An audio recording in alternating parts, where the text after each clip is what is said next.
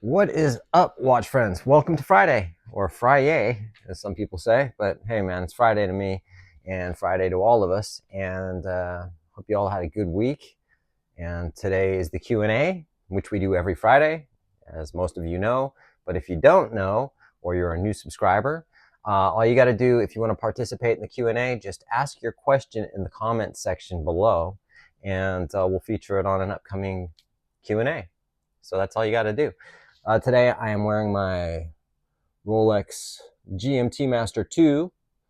And first, before we roll the intro, I just wanted to say shout out to my viewer who, so the new Patek Philippe came out, the Cubitus, right? And there's a lot of backlash on that. Watch turns out it's 45 millimeters. I was like, oh my God, that's huge, you know? And then when my viewers said, hey, it's lug to lug 44 and a half. But then I looked at it, it's measured from the 10 o'clock position to the 4 o'clock position, so it's probably going to wear a little bit smaller, but still too big as far as I'm concerned. Also want to give a shout out to Jake E. Lee. He is the former guitar player for Ozzy Osbourne. For those of you who don't know, he played guitar on Bark at the Moon album, wrote most of those songs, even though he didn't get credit for them, and The Ultimate Sin. One of my idols growing up as a guitar player when I was a kid. I've seen him 4 times live with Ozzy. And he was shot on Tuesday, which would have been the 15th of October, 3 times outside his house on his driveway while he was getting ready to walk his dog. Or he was coming back from walking his dog and he got shot. He got hit in the back, went punctured, I guess his broke a rib, and his lung, got shot in the forearm and foot. So he's in a Las Vegas hospital. They say he's recovering nicely. So I just want to give a shout out to Jake E. Lee. I know he's not a watch guy or watching my channel, but just want to give positive vibes in the universe to him. So let's roll the intro and we'll get into the Q&A.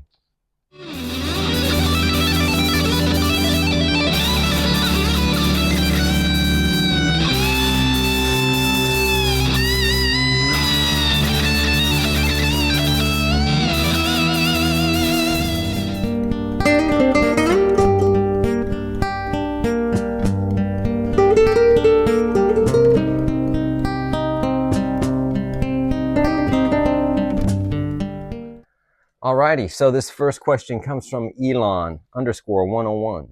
Hey buddy, hope you're doing okay. Congrats on reaching 5,000 subscribers. Way to go, my friend. Thank you, I appreciate it. Yes, I hit 5,000 subscribers. It's not too much over 5,000 right now, so what happens is people unsubscribe and it'll go under, and then it goes over, then it goes under, and it's done that a couple times already. So, but still, I appreciate it, man. This new Patek is like the Santos and Nautilus having a spoiled baby. Friday Q&A. What is your thought on the new IWC Ingenieur, and would you own one down the road? I know you are a big fan of Gerald Genta. Thanks, Tony, and have a great weekend. Elon, you have a great weekend too. I wouldn't say I'm a big fan of Gerald Genta. It's not like if if he was alive and saw him walking down the street, I go, oh my God, give me your autograph. You know what I mean? I like some of his designs, yeah. The Ingenieur, I was offered the Ingenieur when it first came out, and you know what? I think it's a nice watch, but it was, to me, IWC trying to cash in on the Genta craze that was going on, charging I think 11,000 something for a watch I wouldn't have paid more than 7 for. And in the realm of IWCs, in the bracket that watch is in, should have been about a $7,000, $7,500 watch. Not interested in it. I would probably pick it up. See, the thing is, I wouldn't want to pick it up used. I'd want to get it new, and it's not going to come down in price. So it's all right, you know. Thanks for your question, man. Appreciate it. This one comes from Angevin. Angevin, what's up, dude? Tony, best time of the week is your Q&A. Thanks, dude. I appreciate it. And you're from Sydney is what you're saying, and which I already know. Sydney, Australia, that is. Hope you've been well, mate, and your back is better. My back sucks. My back has been a total pain in the ass the last couple of weeks, and I'm just having to be really careful, but thanks for asking. Which timepiece would you choose between the Rolex Bruce Wayne GMT2 or the Yachtmaster 42 RLX Titanium? As usual, your thoughts and perspective is the most valuable. Thanks, man. I do appreciate that. Hands down, I would get the Bruce Wayne. It's not even a question. I mean, GMT Master 2 is my favorite line in the Rolex lineup, you know. So GMT all the way. Yachtmaster, I've just never been into the Yachtmaster. I get it, it was hyped, but not for me. But thanks to your question, dude. Appreciate it. Next one from David Parrish Productions. Hey, David, what's happening, dude? Thanks for answering, brother. Yeah, always, always. Happy for your success with the channel. Thank you. You may have just bought the ultimate Halloween watch with the new Simpson swatch. Are there any other great Halloween watches out there you like? Peace. Well, the swatch, and I have another swatch that's a Halloween swatch that I like, the purple one. But for the most part, no, I don't. You know, there's nothing really out there that strikes me. You know, not really into themed watches, so to speak. But for swatch, I'm down with it. So that's the one, man. The swatch watches. Thanks for your question, as always. This comes from JL-onward and upward. Tony, how many watches do you keep in your primary collection? Obviously, minus the swatches and beaters. Well, my main watches, I've got about 11. I have more, but the watch, most of my watches are at the bank, you know. So, but the watches I keep here, I have about 11, maybe 12. That I have a 12 slot. I've got boxes of stuff, and I do have beaters and other watches and whatever. But yeah, I don't, you know, and I don't want to have too many here anyway. You know what I mean? It's like I'm trying to just enjoy the watches I have, you know, the watches I wear the most. I definitely want to thin out a little bit because it's just, you know, got ridiculous for a while with the amount of watches I was buying. And so, yeah, so that's where we're at. Thanks for your question. I do appreciate it. Ristopia 4101, what's up, dude? Great additions for you. New watch day is always great. I think you might be talking about my new sub. What are your thoughts on the non-hacking movements? Can you see any advantage to non-hacking movement? I've looked into why they exist and got to thinking, changed my opinion, that it's actually a much cooler, less stressful interaction with your watch, but need to pick one up and put it to the test. I'm not a big fan of non-hacking movements. I mean, just speaking about the swatch, that doesn't hack. If you look at some of the Patek Philippe 5711s, some of the Pateks in general, they don't hack. And for those of you who don't know what hacking means, that is when you see the second hand moving, right? Sorry, trying not to get that glare, but when you see that second hand moving and you unscrew the crown, you pull the crown out to set the time, that second hand stops. Then you can set it to the exact minute. So what I do is like I'll pull the crown out, the watch, the second hand stops, and I'll put it up to my phone. Well, just wait for my phone to change the time. Then I push the crown back in. That way I know I'm exactly on time. Non-hacking movements, you know, they don't do that. They just continually tick. It kind of annoys me, but there's also a way to sort of bypass that by manipulating the movement by turning the crown, which I don't think is real good for the movement either, but still. So I don't necessarily I don't really like it, but if I have watches that don't have hacking, I mean, it's not going to like turn me off. I wouldn't not buy a watch. Oh, it doesn't hack. I'm just not going to buy it. I'm not going to buy it. Never going to do it, man. Never going to buy a non-hacking watch. I mean, some guys, you know, I mean, if they didn't like one letter of font in a watch, I'm not buying it because of that. And if they change that, then I'll buy the watch. No, you won't. Anyway, man, best of luck with that, and thanks for your question, dude. Hey, Tony, hope you're doing well, my man. This is from PQ19476. Hey, Tony, hope you're doing well, my man. What are your thoughts on the 40mm vintage no-date Submariners? I love how they wear, a bit smaller, and the creamy patina really differentiates it from your typical modern sub. I like the one from the 80s and saw yours is a bit newer, wondering if there's a difference in the maintenance between the two styles. The maintenance, well, yeah, I mean, I kind of did a video on this, didn't I? Like you take the 5513, 5512, you take any of those really old subs, yeah, and I do like the patina aspect of it as well, but the thing is that, you know, when you're getting into watches that are that old, they're a lot more delicate and they require more maintenance. They're higher maintenance in general. So, you know, you take it to Rolex, you still get it serviced, you know, and it'll come back like, you know, like a new watch, but, you know, you still have to be, you would have to service it more regularly than say a new sub. You know, say most modern Rolexes have about 10 years before it requires a service. You know, if you're going to get a vintage sub, you know, just 55, 12, 13, whatever it may be, then you would probably have to service that probably every 3 years, because it's not going to maintain its regularity for that amount of time, like 10-year period. So yeah, just more maintenance. Plus, if you got Hesselite crystal, you know, and it's going to scratch if you bump it. You know, the bracelets are not super solid, as you know. So, but they're nice looking, and that's the cool thing. That's the greatest thing about the Tudor Black Bay. And I think I have a question about that later on. So thanks for your question, man. I appreciate it. This next one comes from Michael DeMarco. What's up, Michael? Oh, yeah, we had that issue on Instagram when you tried to ask me that question. This is why I prefer people to ask the questions in the comments below. But either way, still. Yachtmaster 42 tone rose gold. I have a GMT root beer. I love it, and I'm thinking about adding the Yachtmaster chocolate dial with rose gold. I know some people hate it, and I should not care, but I wanted your opinion, as it could be the best addition. Feel it might be one of the most underrated Rolex in the catalog.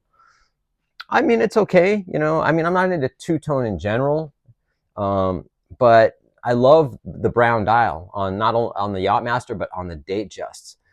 But the brown dial only comes in the two-tone, right?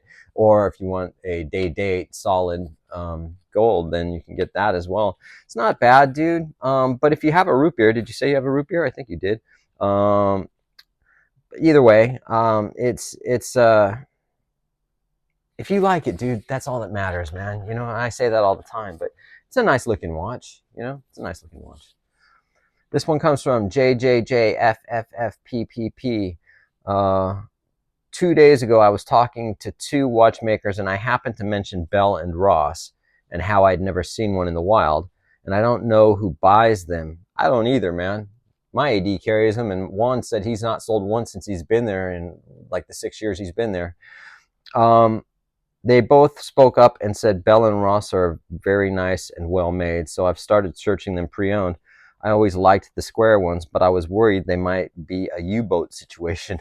Yeah, man, they're not bad, man. They're good pilot watch. I think I did answer a question on them just recently, but it's not that they're a bad watch. They are well made. They are, and they're certainly not a U-boat situation. Bell and Ross are a legit brand. U-boat sort of stemmed out of thin air from Italio, what's his name? Italio, for whatever his name is. I can't remember the owner of U-boat, saying he found old documents in a cellar, you know, whatever it was. And I'm paraphrasing all this because I just can't remember, but it was like, then all of a sudden U-boat became a thing. And then Arnold Schwarzenegger and Sylvester Stallone, and then some of the like Paris Hilton and Lindsay Lohan started wearing them, and they became hip for a minute. They became hot watches for a very short period of time. Then everybody stopped wearing them. I can say I've had two of them, and I still have one. One of them was okay. It had a Valjoux 7750 movement in it, and the other one has a piece of shit quartz movement in it. When I say a piece of shit quartz movement, I really do mean a piece of shit quartz movement. But there you have it. So I would definitely take a Bell & Ross any day over a U-boat. This one comes from Fang_Peanut. Hi, Tony, new subscriber. Hey, thanks, man. Love the content and your cats. Thank you. They love you as well. Seller's remorse is a very real thing in our crazy hobby. Have you sold and rebought the same piece multiple times? Have you rebought a watch that will never leave your collection? Best regards to you and your followers from London, UK. Well, I've had a lot of seller's remorse, man. Yeah, I've sold watches I wish I hadn't sold. Why did I fucking sell that? Why, dude? What's wrong with you? You know what I mean?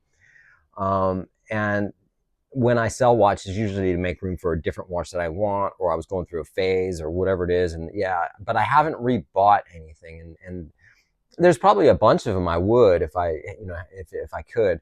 You know, one of them's the Cartier Tank XL. You know, that watch just had more of a significant meaning to me, but at the same time, it's like, eh. But yeah, it happens, man. You know what I mean? And like, for instance, I bought another sub, you know, but I don't, you know, I want to hang on to this. I don't ever want to have to let that go, or, you know, that. I mean, you know, It's a fucking grail, you know. Any watch can be a grail, really. But anyway, dude, I appreciate your comments. Hey Tony, great content. This is from Jack_Cage. Hey Tony, great content as always. Great choice for a neo vintage sub. Thanks, man. Question: I need your advice. My wife keeps asking me if she can wear my Nomos Olive Club reference 753 S3. It's the only watch in my collection that will fit her wrist, and it's on a NATO strap. The others would require moving links. This scares me because she is not a careful person, and I know she'll scratch it up beyond wear and tear.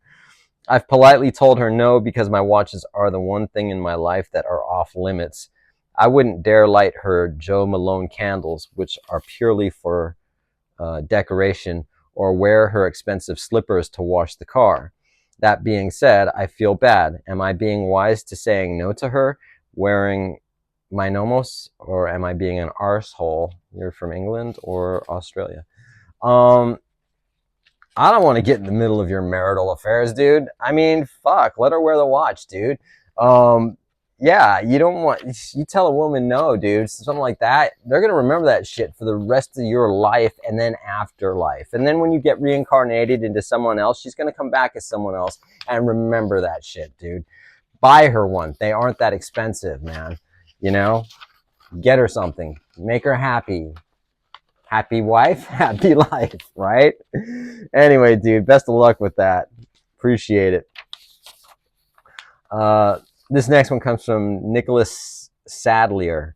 Being in the UK, I always enjoy your vids on a Saturday morning. Thanks, man. Keep up the great work. I'll try. I've never asked a question, so I thought I might as well put that right. Watch collaborations seem to be all the rage right now. Some look to be complete fails and pure cash grabs right out of the box. But there are also some pretty interesting and imaginative collabs out there. If you could engineer your own dream collab between any watch brand and anyone else, what would it be? Sorry if that put you on the spot with such a wild question. That question ain't wild, dude. I'm not a fan of collabs, dude. You know, I mean, the collab that I am, the one that I really do like, you know, like if you take the Tag Heuer Kif thing, that doesn't bother me so much because it's a $1,500 tag watch, you know, it's like, but I kind of like the watch and I've never even tried it on. Like for instance, the new Zenith Defy Skyline with the sapphires. I think that's a really cool collaboration, but Zenith just collabed with Hodinkee again, and they collabed with some kind of bag company that makes handbags or whatever in Paris, and they redid the Pilot watch, that's pretty freaking cool, but I don't care about the bag, you know what I mean? I care about the watch. I don't know, man. If it was me, I don't know. I don't know because I don't really like collabs, so I can't really say what would be a cool collab would be, you know, I just don't know. I'm sorry. I wish I could give you a better answer than I'm sorry. But thanks for your question, dude. I really appreciate it as a first-time questioner asker. Thanks, dude. Christopher Crovetti 3230. Hello, Tony. As a fellow watch lover, I have always worn a watch since middle school, 30 plus years. My family and friends always question why I spend so much money on wristwatches. What is your response to people who ask you the same question? P.S. I still own every watch I've ever bought. That's cool, man. No one's ever asked me that question. I've never had that question asked, man. So I'm sorry. My answer would be, why do you spend so much money on watches? I mean, I'd probably come back with a really smart ass response on something that they spend money on. You know what I mean? That's just me. But thanks for your question, dude. This comes from ZDRUK1. Did you hear that? That was just totally random. Something just fell off my my dresser there for no reason. And now Paco's going over there to investigate what it was and why. Huh. Ghost. Anyway, so then, hey Tony, years ago on your old channel, you mentioned that the Patek 5226 became a grail watch.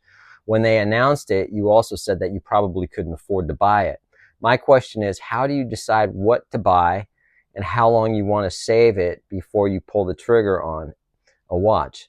The 5226 is expensive, but if you didn't pull the trigger on the Daytona and the Zenith that you bought, you're probably more than halfway there. I'd have been all the way there, brother. don't get me wrong, those are awesome watches, and a lot of people would probably choose that Daytona over the 5226. Do you think you are more focused on having a bunch of things or saving for one bigger thing?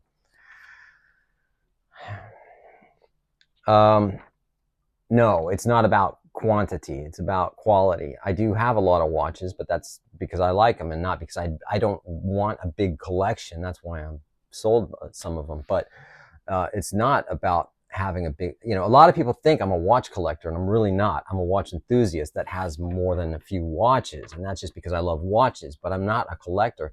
I would be more of a swatch collector than just a regular watch collector. You know what I mean? Because I do have a swatch collection. I only have a few of several pieces, if that makes sense. The 5226, what are you looking at? $40,000, I think, is what it is. But, I'm not interested in starting a relationship with Patek Philippe, right? And I certainly am not going to buy it on the gray market, premium or otherwise, not something like that. I would buy it from the AD, and you cannot go to an AD and just buy it. My closest Patek AD is in Beverly Hills, and I don't want to drive to Beverly Hills to just go in there, show my face, tell them what my interests are, and then play that game like, I hate to say it. People go, well, you played that game with Bindi. There was no game to play. Bindi are 10 minutes away from my house, so I can just go there. It's not a big deal. Beverly Hills is a different story. So the 5226, yeah, I could have had it. I could have had a freaking Nautilus or an Aquanaut, you know what I mean? But it's not something, and I don't really save up. You know what I mean? I don't just, like, I save, but I don't save up specifically for this or that. If I have the money, I just freaking buy it. You know what I mean? And, now I'm putting money in my savings account to save because that's what I need to do and not buy any watches. So I hope that answered your question, man, and I appreciate it. Everyone else, I appreciate your questions. And everyone, please like and subscribe and ask questions, and you'll be featured. And I appreciate it. You have a great one. I've done it again. Sorry. I left out a question. I was just going through the questions to see what watches I've got to find online. And there was one question I missed. I apologize. This is for Joseph -GV. Great watch. How would you compare the 14060M to the Tudor models you've owned in the past? Tudor Black Bay 54 I've had, and Tudor Black Bay 58. I love them because they were more old school, vintage looking, and they're new watches.